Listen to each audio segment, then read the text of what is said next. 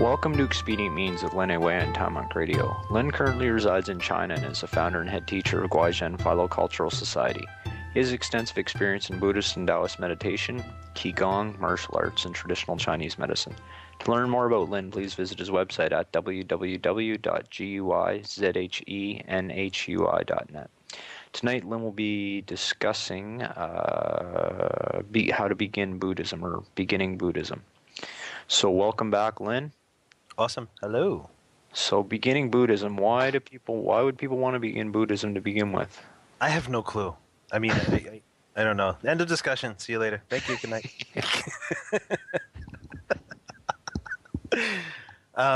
Well, why would they want to be in Buddhism? Really, there is no answer to a why. There's just we can have a notion about maybe why would they be interested, and it could be that they have had conditions from previous lifetimes, or even in this lifetime they may have heard of the word Buddha, heard of the name Buddha, seen a statue, heard of a principle the Buddha had spoken, maybe from the Dhammapada.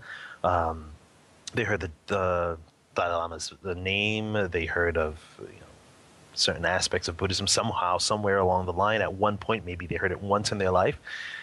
And again, at some point later on, that time, the nourishment, or maybe that seed had sprouted somehow of kind deeds or nice lifestyle or good lifestyle, even just from past lives, whatever. But speaking of now, perhaps it just was that it caught their interest. Something caught their interest. The seed of that thing, of that word, or whatever was the influence of Buddhism in their mind, had sprouted or whatnot, and they had a curiosity about it. So then they would say, "Hey, I want to know about this." Yeah, I was just going to say, so as a Westerner, how would someone go about, there's Buddhism, such a huge concept. Where would you start? Well, wow, there's so many outlets out there that you could say, well, I'm going to go to a Buddhist temple, and then you'll be overwhelmed with all these things about, Buddhist temple, everything that happens in a Buddhist temple. So I could suggest if someone feels going to a Buddhist temple is going to be good to start up and they're ready to handle that, go right ahead. Basically, it's all based on whatever someone has the capacity to accept and understand. But in general, if, let's say, there's no Buddhist temple, or they are still unsure if they want to get to a Buddhist temple, if they actually want to go to one, they can start up. Of course, we have internet. They can go and check it out. They'll probably come across Four Noble Truths, the Eightfold Path. They'll come across all these different types of things that they feel, oh my God, I have to follow this, I have to do this. Oh man, that's too much, I can't take that. So instead of jumping into that pool, I would say, if anyone's interested in starting up Buddhism, first just have the idea that, what is it that we do in Buddhism? We have to understand that. What is it in the Buddhist school that we do? And what we're doing is we're turning the light, or we're turning the mirror on our face. You can say physical face. You can start from the physical, the more prominent thing in front of you, turning the light on us instead of on other people. So you're basically looking at you, at what you consider to be you. And then in Buddhism, excuse me, we'll say as a reference of, or a standard of mannerism or behavior, or thinking and action and whatnot, of body, mouth and mind. What do we do with that? You can say we're trying to change ourselves to be a more nicer person, a more, well, what they say, we throw this word around in Buddhism all the time, is compassionate. Just basically trying to be a kind person. So beginning Buddhism, you could say, or even beginning any type of anything, any path, consider being kind as the first and most important step, or most important rule. I was actually just going to ask you what you thought about the possibility that some people were already practicing Buddhism without realizing that they were practicing Buddhism. Yeah, and it's simply because Buddhism isn't, well, we have it as a religion, but it's really just principles on how to investigate the mind, on how to be a better person. and how to open up our wisdom. Yeah, I mean, I was sort of thinking along the lines of investigating the mind. Like, there are a lot of people that are questioning, why they're here, or, turning some questions over in their mind, and those things, are Buddhist in nature. Right, and they can become very trivial, these questions. How did we get here? What was the first thing? What was before this or that thing? And it can become very trivial. What is karma? Oh my God, karma! And their mind explodes with having to try to accept and swallow karma. The ideas of karma, and it's tough for a beginner. It's tough for someone who is a total novice of this type of cultivation education. So it's best to just work from where you are, or work from where the person is. The person must work from where they are. Change one's attitude, Yeah, I was just gonna say, I would think that somebody who's starting out would be better off keeping it simple. Like, don't try and get into these concepts of how karma in the universe works and how how it plays out. Just sort of investigate your own mind. Like, who am I? Why am I here? Those type of questions, I think, are more accessible to most people. Yeah, those are more accessible methods of practice. And if in the beginning a person gets that and says, okay, in Buddhism we'll have to ask, who am I? They can probably go off on many different roads and miss one road, which is a direct road. Eventually they'll get to it, but it still can be overwhelming just asking, who am I? Oh my God. So in the beginning, it's good to change your attitude, change your character, change the way you behave or act or react to people. And then you'll start to go deeper and say, oh, I have this kind of mental obstacle, this type of emotional obstacle, this type of emotional hang up towards certain situations, that come about. I have to change that. I guess we should all be helping more old ladies cross the road, right? He's so funny, Okay, end the commentary, end the discussion.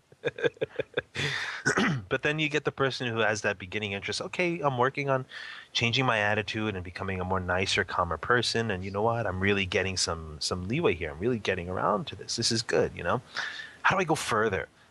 And now it's going into specific tools. We just got in through kindergarten and we're playing around with, cutting out paper animals, playing around with different colored construction paper, trying to make something pretty, and then all of a sudden we're like, oh, now I'm ready to make a nice picture. I'm really ready to start going. How do I do this? Where are the tools? How do I get them? Now we start going a little deeper. Some who are just touching the surface, or even close to touching the surface, are just reading books about people who have ideas about Buddhism. They're not actually reading sutras. They're just reading people who would say, oh, the Buddha said this, the Buddha said that, or in this sutra he said this, or whatever. But then you're not actually going into the full-out curriculum, the full-out study of the mind and the full-out study of this type of education. So we would have to say the next step would be find someone or a teacher or someone who speaks about the right deportment in cultivation. So now you got to go deeper in cultivation. First, we're working on superficial, my attitude, my personality. You get these things right. Someone's going to say, oh, wait, I got to drop these 4 views of the ego, personality, others, and the lifespan. What the hell does that mean? And they'll get overwhelmed. So just throw all these big concepts out. You don't need them right now. First, work on personality, work on yourself. Be a better person, be calm, try to become more tolerant, patient, be a little bit more compassionate, and that's perfect. And nourishing the ground, nourishing the field.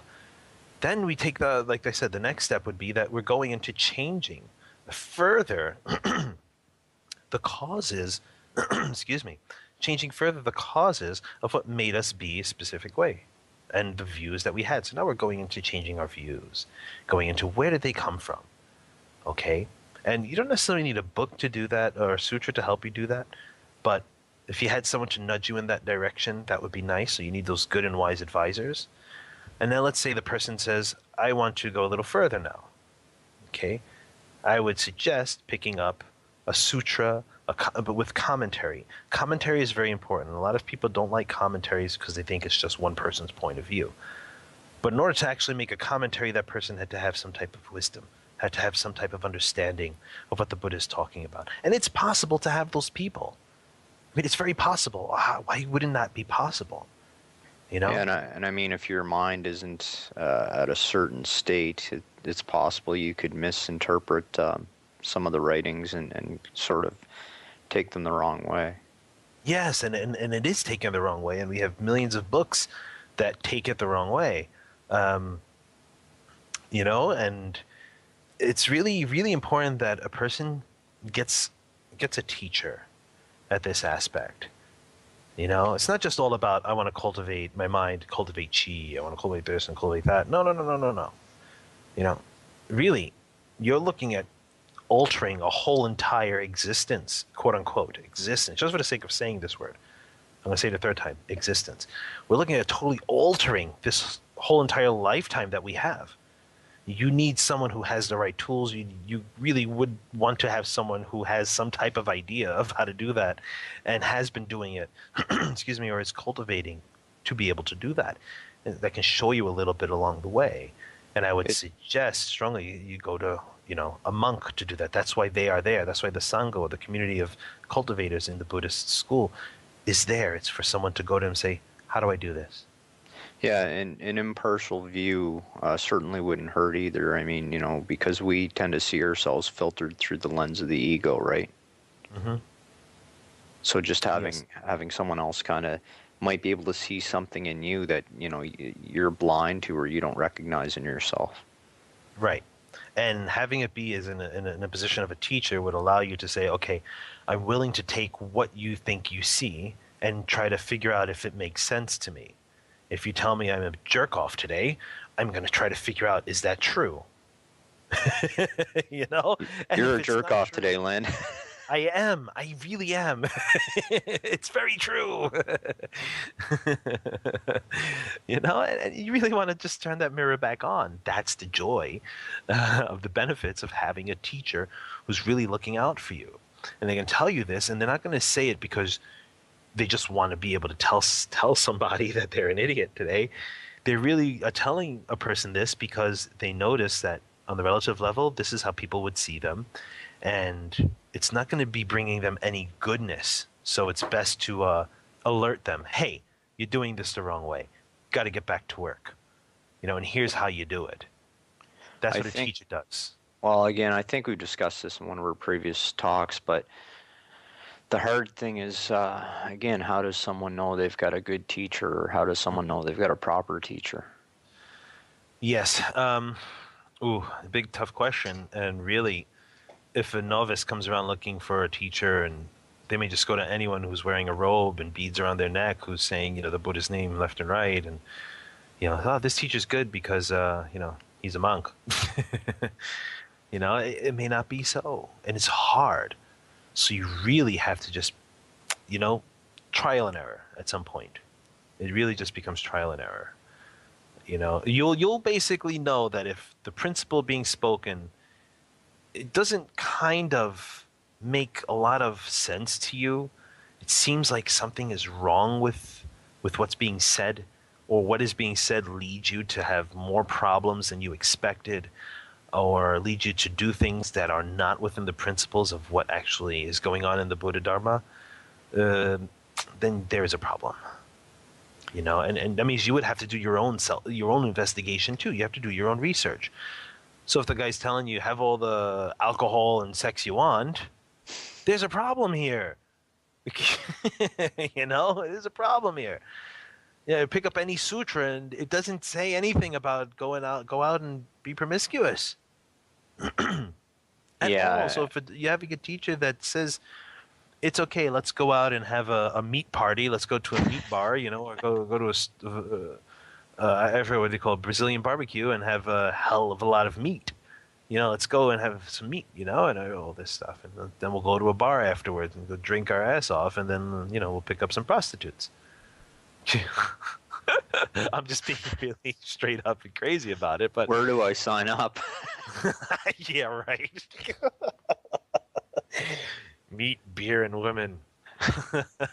The true path to wisdom. Oh no. But basically, I'm being extreme about it. But if it falls in the realm of something like that, there's a problem with the teacher. But generally, here, you know what? I'm going to lay out a little a little general idea of how one can get started. If someone hears this recording, hears our show, and is like, ooh, beginning Buddhism, I want to see how I can begin Buddhism. I already have some ideas about it. How do I go a little further? Okay, so you investigate a little, you did a little research. Buddhism, generally speaking, on a regular level, is about being compassionate, being nice, being, truthful, kind. Okay, I think not that I got it 100%, but I'm getting along there. That's what you say to yourself. I want to go further. You go into some sutra. What kind of practice do you like? You don't know because you don't know what kind of stuff is out there. So I would say one can start up, okay, with something with good commentary. All of it has good commentary. What I usually would start up my students with, as I started up, was the Shurangama Sutra, which is really heavy, hardcore. All of it is hardcore. This is just really like blows your mind out. And it's good to have commentary. So some people cannot handle it, which is okay. Go to the Diamond Platform Sutra, which is the Six Patriarchs Diamond Platform Sutra. That's a good sutra to start with commentary on. You have the Shurangama Sutra with commentary. You have the Diamond Sutra with commentary. The Amitabha Sutra with commentary. Please get commentaries for whatever sutras you're having, and research who did the commentary before you read it. Anyone can give a commentary, and it may not be, certain that everyone giving the commentary is actually giving you a commentary that would help you. So research if it's a venerable this or another venerable here or a venerable there. Research who is this venerable person. What is their history? How long have they been cultivating? Where did they have temples? How many, who were their disciples? What have they done for society? Research. And if you start, you're feeling a connection with the teacher, like you're feeling, oh, this sounds like someone I could really get a hold on and feel, then investigate some of their writings. Have they written books? Have they written articles? Read a little. Do you feel set with this teacher? If you do, then start picking up their commentary on the sutras, or even contact them. I would say you're right. A lot of it's a feeling, you'll know inside. Don't try to over-intellectualize it, but, you can tell when something feels wrong or something feels right. Just exactly trust your instincts, I guess. You may hear from people say, oh, this teacher is great. Pick up his commentary then. And you go, oh, great. My friend said this person is great. Or this person said this venerable master is great. Let me go find out. And you pick up his commentary and you're reading it and you like some things, you dislike some things, but you're saying, well, they said it's great, so I'm going to follow. Just because other people really follow a certain person doesn't mean that person's expression or explanation of the Dharma is going to make sense to you. So it's really good not to go to several different Dharma teachers and listen to the Dharma, which is okay too, but it's really the fact that you're beginning, you want to research who you're going to be learning from. Find out what they write, how they write, see if you fit with what they're saying, if it makes sense to your logic and reason, to you on your level. I would suggest also, because I would suggest those who I know of. There's Master Jingkong Fashi. He's in Australia. Okay, Jingkong, just Master, and then Jingkong, Master Jingkong. Google him, you will find more information. Master Xuanhua, Xyuanhua. Okay, and you'll find commentary on that. I follow the commentaries of their teachings. I follow those men, those monks, and their teaching. But I also have different venerables from the Theravadan school, the Mahayanan school, this school, that school, because it's all Buddhism. So also, as a beginner, you're going to jump into, wow, there's this school of Buddhism, that school of Buddhism, this way of thinking, that way of thinking. Oh my God, what the hell's going on here? I'm in a whirlpool, I know when I first got involved with this stuff and got interested in it, as an example, like I thought Chan was bad. I was like, this is crazy. I mean, the goal of meditation is just to stop thoughts, but with Chan, you're investigating your mind, you're questioning it, you're not stopping thoughts. So I thought that was sort of not a false path, but not as deep a path as it should be. But as I evolved, I guess began to understand what Chan was a little more deeply. As you went along and kept a little bit more of an open mind, yeah. Um, those who are saying we have to stop thinking in meditation, have they actually stopped thinking in meditation? Doing it for 20, 30 years, still trying to stop their thinking? Or doing it for 5, 10 years going, I've been meditating, trying to stop my thinking. I don't know if I have or not. Maybe they have, maybe they haven't. Can't speak for everybody. But just going flat out, sitting in a lotus position, full lotus position, or half lotus position, or just regular cross-leg position, and trying to stop your thinking, just sitting there breathing and I have thoughts. How do I stop my thinking? I'm trying to calm down. You have all these things. Why am I thinking right now? Damn it, I just thought again. Oh, man. And what the Chan does is take a thought and you only apply everything to that one thought so no other thoughts can interrupt you. And then eventually the mind becomes focused on one thing. And all the momentum of thinking starts to slow down and all your energy goes into one path. And then the method can drop and you can apply yourself. And then, oh my God, something happens. So anywho, like I said before, you research who the teacher is and whatnot, and you find if it makes sense. And then you're going to look around and say, oh my God, all these schools of Buddhism. And I'm going to say, it's all Buddhism. All these schools of Buddhism are Buddhist teachings. The Buddha taught the method, didn't say is such and such. He taught the method and realized some people can only handle one specific way. So I'm going to teach them this method, and they call it a vehicle.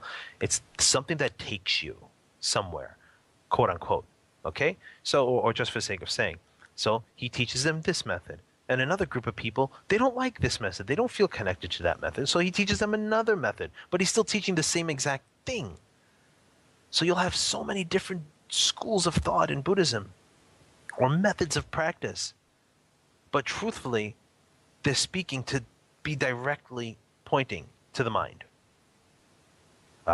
So don't worry about all these different schools. Don't worry about all these terminologies or even the infighting of these monks or the infighting of people who like one mannerism of Buddhism and people who like another manner of Buddhism. Who cares if these people are fighting about who's better or what's better method? If the Buddha spoke it, and this is in Buddhism, we trust that the Buddha spoke it this way. Not blindly trusting, you got to investigate. You investigate the Dharma, you investigate what he spoke, what the sutras say, and you see if it makes sense, right? And if it doesn't make sense, not just saying, oh, this doesn't make any sense at all. And you investigate commentary. Someone has to explain to you what the hell is going on in there because you just don't know. The sutras are written in a certain language. Anyway, a certain mannerism of the language, English or whatnot. Anyway, don't pay attention and worry about all these different schools. It's Buddhist. You go to a place, if it makes sense to you, you go to a teacher, you go to a school, you go to a temple. If it makes sense to you, you be there a little bit longer and you start listening to the Dharma talk. And then you listen to what the teacher has to explain to you and you follow what that teacher is going to be telling you. But you don't follow like, I'm a follower, No. You say, this is a good education. I'm going to apply it. So Buddhism, we're going to start Buddhism saying that Buddhism is an education. Okay? Buddhism is an education. Don't look at it as a religious. Ask questions too as a beginner. Why do we bow? Why are our hands like this? Why do you wear these robes? Why do you wear this color? Why do I keep this type of deportment? Why do I have to watch my speech in this specific mannerism? Ask questions. You need to know. Don't just follow along with everybody just because that's how they do it, you do it. Why do you want to be that way? Don't. Understand the method, then you'll understand the principle, and then the function will manifest. One of the things I really like about Buddhism was, the Buddha said, don't take my word for it. Try the methods, and if they don't work for you, drop the methods, which to me was so different than many of the other religions that kind of say, this is the way it is. This is what you got to follow. You don't ask questions, just, blindly trudge along, right? Buddhism kind of is the opposite of that. Right. But I'm saying if this method doesn't work, I have about 84,000 other methods that could probably work for you. Yeah. It's just saying because the mind is myriad with afflictions or myriad with different things, there's going to be a method. If there's no problem, there's no solution, like Lao Tzu said, right? But because there's a problem, the problem is our false thinking, there's going to be a method to put it out. And Buddhism is saying there's always going to be something for what's in your mind because you have something in your mind. So, okay, we start up this way with Buddhism. Find research. Oh, go ahead. I was just going to say one of the other things that I always liked about it was that the Buddhism kind of adapts itself for the society that it's entering. Like the methodology of Buddhism for a North American isn't necessarily going to be the same methods that were used, by Tibetans 800 years ago, right? Right, exactly. When Buddhism enters a country, it mixes in with its culture, that country's culture. It doesn't say you have to follow it this way and that's it. It says, how do you live? Okay, then apply it this way. Okay, how do you do this? Oh, okay, you do your daily tasks this way. Okay, apply Buddhism in this aspect. Apply this principle this way. It fits for the person because the minds are full with different types of things. That's it. So if someone's saying, oh, the Tibetan method is the right method, or the Chinese method is the right method, or the Japanese, or the Korean, or this country, or that country's method is the right method, there's no such thing. The right method is based on who has the capacity to utilize the method itself. Can they utilize it? Then it's the right method. You don't have to have the same traditional ways only because tradition is just based on society. So the traditional ways of one country, that's how Buddhism will be accepted based on that tradition. Buddhism will mix into that tradition. Yeah, whatever people can accept, they'll just accept. Just different flavors of the soup, I guess, but don't mistake the spice for the soup itself, so to speak. Someone used to tell me, a friend of mine used to tell me, if Shakyamuni Buddha were to be came around in our lifetime now, like appeared in the world now and to spread his dharma at this point in time, that this was the, what they call the proper dharma age, he would be wearing a pair of Nikes, shorts, and a wife beater. Yeah, probably.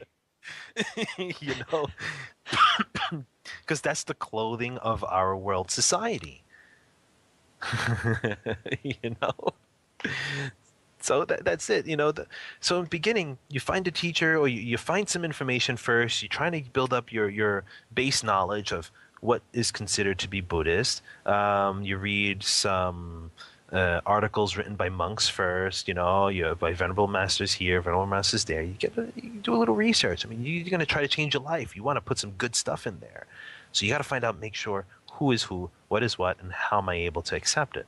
Then you go seek out a teacher. You go look if there's temples around you. You drive an hour and a half a week, 2 hours a week just to go to a temple. That's fine. That's good. And then, or not, or whatever. But you go to a place that may have someone who can talk the Dharma. And then you go and you ask questions. How do I do this? How do I begin? And they'll let you know, oh, you're just starting. Okay, this is how we do this. This is how we do that. Okay, are you able to do these? Do you and you have to ask yourself, can I commit to feeling this way? Can I commit to applying myself this way? Well, in Buddhism, we have to try certain things. We have to apply it for a while and see if it's something that we can apply. We can continue applying. It's just a method. What if somebody finds like reading sutras and commentaries? What if they find that pretty boring? Well, now they already entered the school and they're saying, okay, well, I just enrolled. They haven't actually taken the full out, straight up walking right into the college or walking right into the university or whatever of Buddhist education. They just enrolled in. They didn't actually start their classes. Oh my God, I got to read sutras? What the hell? Understand that these are methods of cultivation. We have to ask ourselves, I don't like reading sutras. Wait a second. I don't like reading sutras. What the hell? There's an I. We're always asking, what is this thing that doesn't like? Or what is this thing that feels bored or feels frustrated or doesn't care? We're looking for this. So you sit there and go, the method is, I want to resist this, so I'm going to persist in it. I'll take the sutra. I'll read it. I'll read the commentary, because it's the method that says, hey, I don't like something. I have an adverse reaction to this. Well, that adverse reaction is affliction.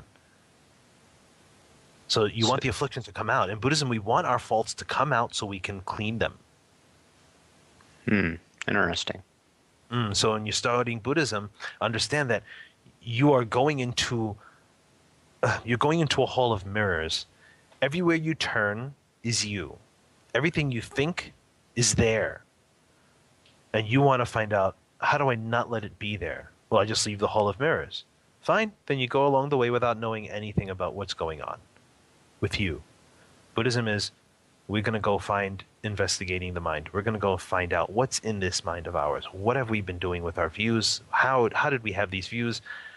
How did we go about living our lives? And I have to change it. Why am I angry? Why am I happy? Why do I love this? Why do I, love that? We want to find out. I was going to say, I mean, for a novice, some of these things can be overwhelming. Like it can be overwhelming to see all these things that are inside you that you never really recognized before. So how does one deal with that? Well, that's why you need a teacher, and you have to ask. You have to say, I'm uncomfortable with this situation. I don't understand what to do. And the teacher will go step by step, break down the whole entire function of the method. That's how it would make it easier. If you don't ask questions, just say, I don't like this, I'm leaving, I'm never going to look at Buddhism again, you're really not giving yourself the chance to understand. You're just still stuck. One is just still stuck in this egotistical state in views of separation and discrimination. There's methods for everything. All these things. Okay, let's break this down. Bowing. Okay, putting our hands together in front of our heart, reciting the Buddha's name, saying the Buddha's name when we see a monk, or greeting any other cultivator. A slight bow with your hands together when greeting another cultivator or a monk or whatnot. Lighting incense, offering flowers, making donations to the temple. If you're not going to a temple and you're just doing it at home as a solitary cultivator, okay, having an altar, doing bowing, and so on and so forth. These things are methods of practice. They're not methods of worship. They can be used as methods of worship. But it doesn't mean that is the sole purpose. It means someone decided that they need the method of worshiping to feel like they're getting somewhere, or to be able to be in cultivation of this education. So they use it as the worshiping method. The overall method, we have to understand, is just a tool for focusing our mind and returning the light, returning our mind back into itself, which is pretty heavy for a beginner to figure out or to think or even to conceive of or even be told. So don't even worry too much about that. Just understand that whatever methods you are shown, they are methods of cultivating. Whatever we feel uncomfortable about, realize that these are your own views. They're like your own views you've accumulated about these ways of practice, even if you didn't know about them before and they're given to you. I would say a good teacher also is not going to give you more than you can handle. I mean, I would think a good teacher is not going to pull out every single crappy thing about yourself and throw it in your face all at once and overwhelm you, right? They're going to give you enough to deal with that you can handle. Exactly. Right? The teacher should say, okay, so you're just starting in. This is such and such Buddha. This is such and such Buddha Bodhisattva, and explain why they are this way.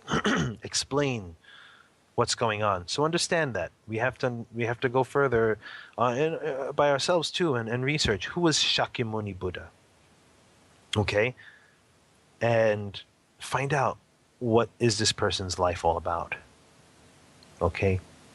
We have to understand. So beginning Buddhism, don't jump into any sutra. Don't just pick up a sutra unless you feel totally compelled that something caught your eye and you have this innate feeling that you just want to get a sutra. Then you go and get one, fine. But by all means, do that. But also, I mean, realize you're beginning. Fix your personality by changing your personality. If you're a high-tempered person, do things in a different way. You have to find a teacher, so you need to find a teacher. On a real mundane level, even I know there's a movie out a few years ago with, God forbid, Keanu Reeves, but despite the fact that he's in it, it's actually a pretty good introduction to Buddhism and Sakyamuni's life. Mm. I liked that movie actually, but of course, some things in the movies are dramatized, Yeah. just to get the point out.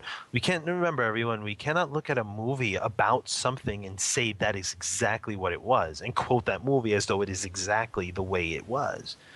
You can't do that. It can give you an idea, a small idea, a very little one, about what could possibly have been. But you're not going to learn about Buddhism from a movie about Buddhism. With not no, I personally really like Keanu Reeves' demeanor. I mean, not in the movies. I mean, in person.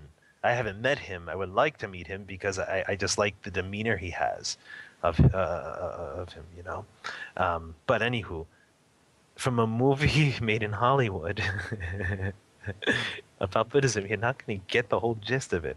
If anyone really wants to know what Buddhism is about, go to a Buddhist temple and ask a monk. If you can't do that, go online, go research from big Buddhist associations that have history and that have a longer history because of that teacher.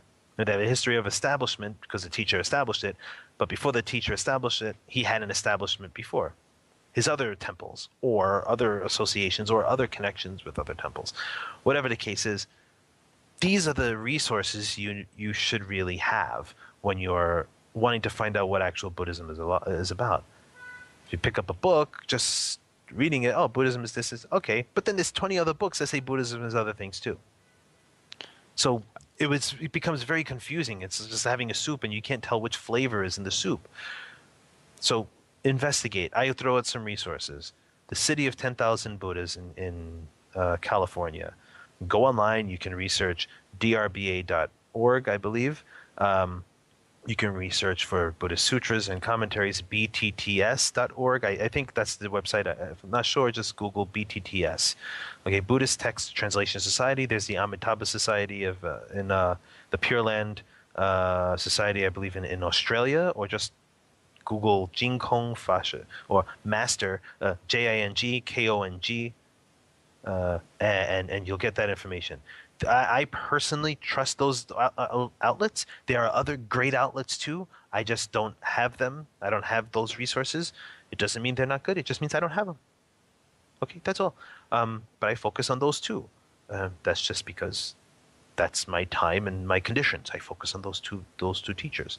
So you can research through them, or you can go and try to weed out yourself throughout different directions in the world for Buddhist teaching. And you can find out Buddhist sutras translated in English by masters of the English language, meaning they have the degree level of either a master or PhD degree level of both Chinese, English. They even studied Sanskrit, and they actually have this under their belt as researchers of the Sanskrit language, or probably, but they have spent years and years researching the language their tradition is in, okay, and the English language too. So you can trust these commentaries, at least on that respect, because sutras in the Buddhist school, sutras are translated in a very delicate manner. It's not just a person decides, I'm going to translate a sutra. A whole entire process goes in. So these are all little safeguards for beginners, okay? That we have this safety net in Buddhism of the sutras being translated, that it has to go through a whole process to make sure that it is as it is in the sutras the Buddha spoke. If it's translated from Chinese to English, it has to be according to how that was written. And it has to research what's the Sanskrit, what's the Chinese, and then how does this correlate to the English, and then the context of the English, and then the cultural aspect of the language, the cultural aspect of the land in which this sutra is going to. It's a lot of work, man. It goes through maybe 50 people, maybe 100, maybe 500 people translating and then editing and then re-editing and making sure there's no mistakes, and then the head teacher would take a look at it and approve. And then there you go. So it's a hard process. So you can rest assured most of these sutras being translated from at least from the two organizations I stated before are pretty damn okay. Yeah, You know? I'm assuming they'd be concerned that if they mistranslated something, there's always a possibility that their actions could create negative karma, so they would do Yeah. their best not to have that happen. Yeah. And another safeguard for those beginning, when you hear of heavens, different types of hells in Buddhism, don't get too caught up in that. Don't even bother investigating that. Don't even bother worrying about that. Oh my God, all these hells.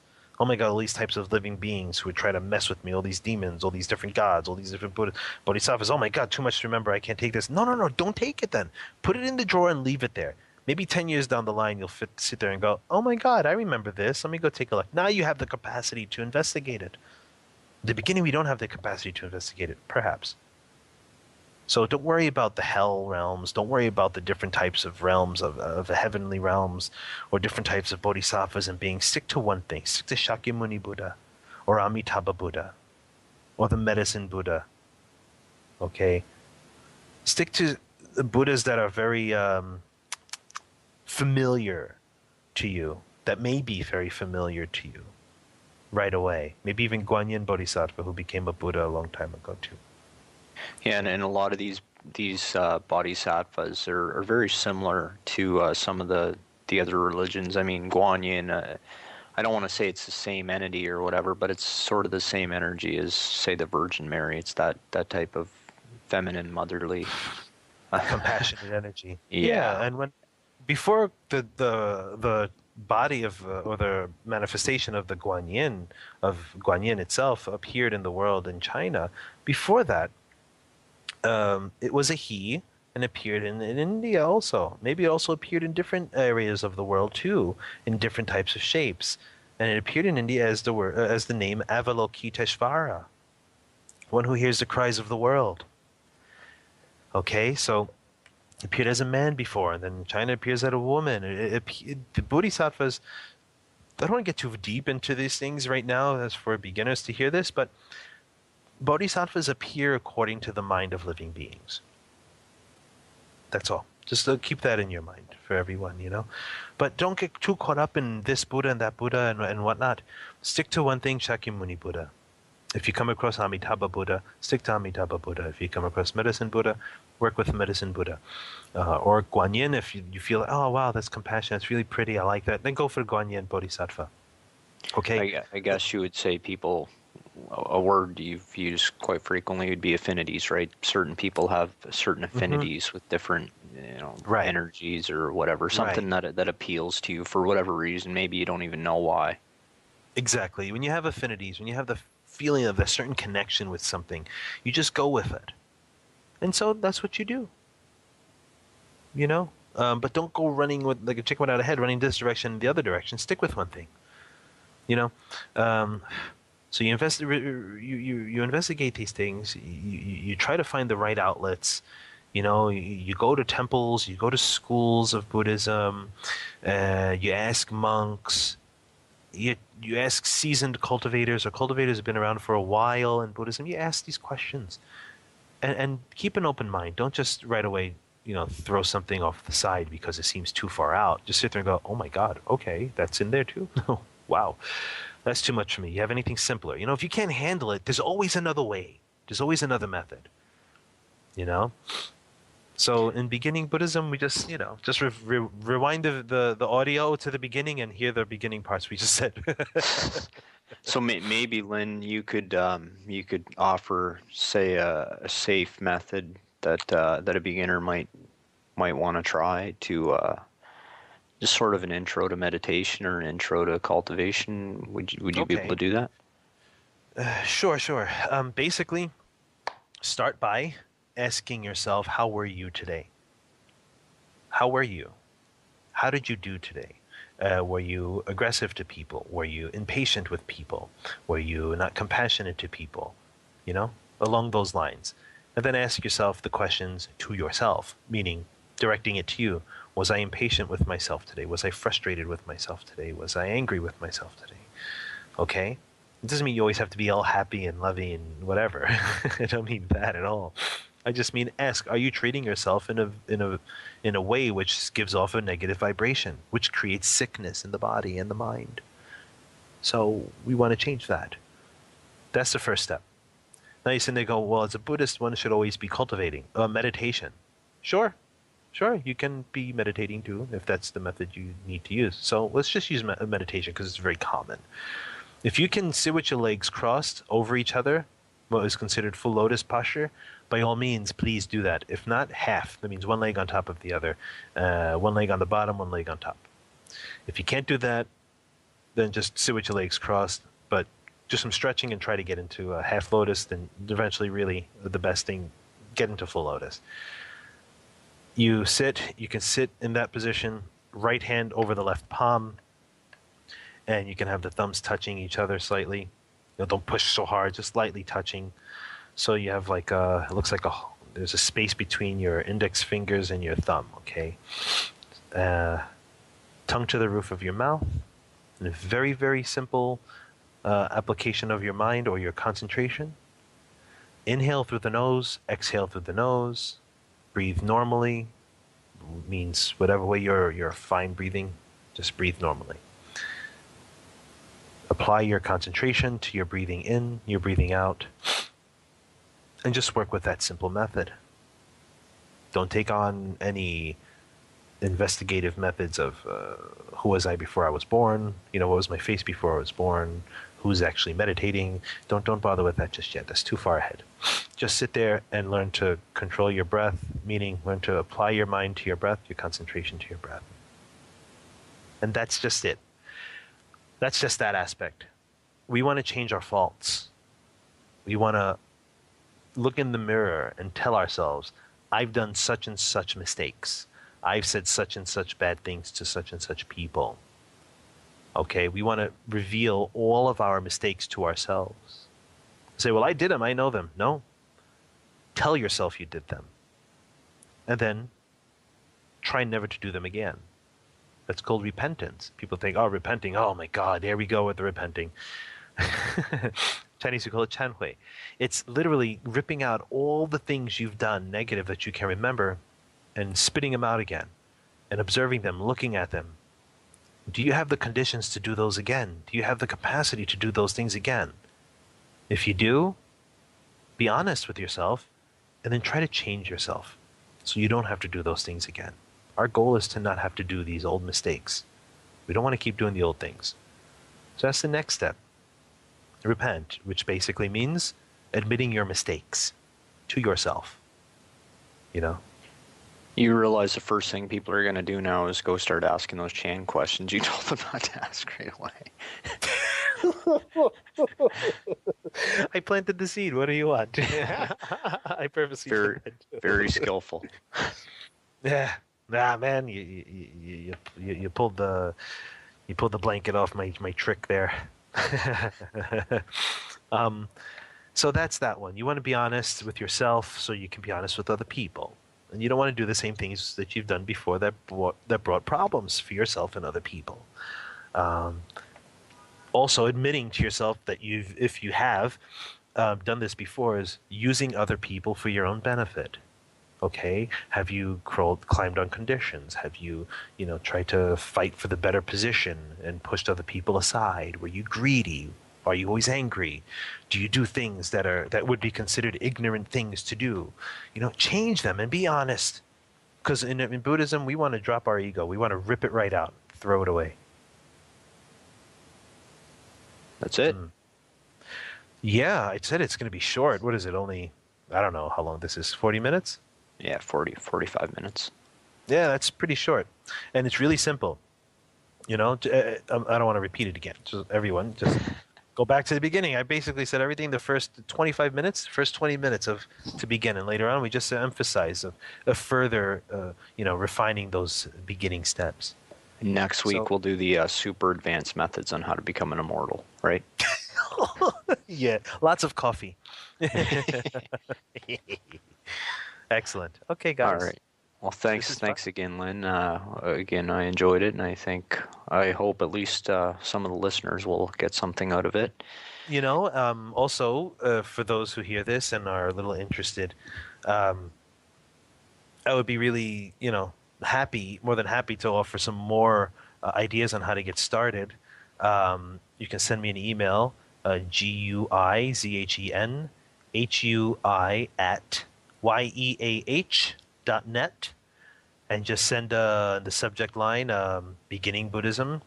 Whatever questions you may have about how to begin, or where to look, or needing references, or if you have any questions about this at all, feel free to ask. If I can't answer, I will direct you to someone who can.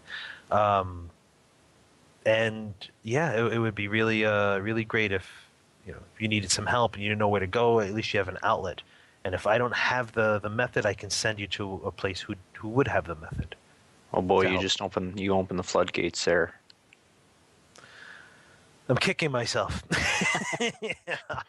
And believe me, what I mean is, don't believe me.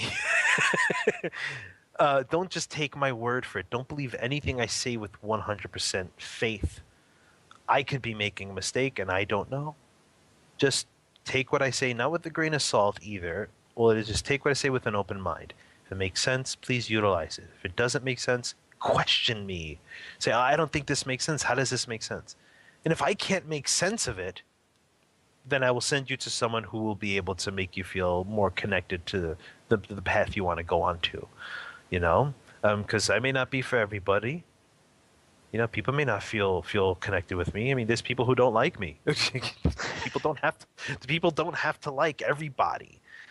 People don't have to like you. People don't have to like me, and so on and so forth.